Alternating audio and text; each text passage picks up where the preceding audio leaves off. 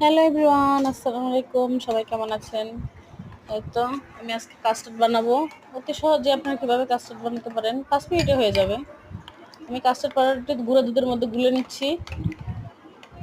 ভালো করে মেশাতে হবে যেন গিটি গিটি না থাকে। ভালো করে মিক্স করবেন। আমি দুধের মধ্যে কাস্টার্ড পাউডার দিয়ে ভালো করে নেড়ে দিচ্ছি। অনবরত নাড়তে হবে যেন গিটলি না বাঁধে। আমার চুলাটার দিকে ইগনোর করবেন প্লিজ, আমার চুলাটা নষ্ট হয়ে গেছে দুধ পরে। এই তো আমার কাস্টার্ড পাউডার ঘন হয়ে গেছে, আমি নামিয়ে নিয়েছি। এখন আপনাদের পছন্দ মতন ফ্রুটস দিয়ে দিবেন।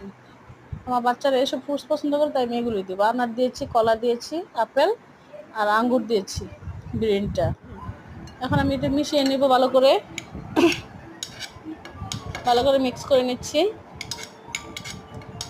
আর কিছু রেখে দিব, আনার কিছু রেখে দিব সাজানোর জন্যে। এই তো দিয়ে দিচ্ছি সব।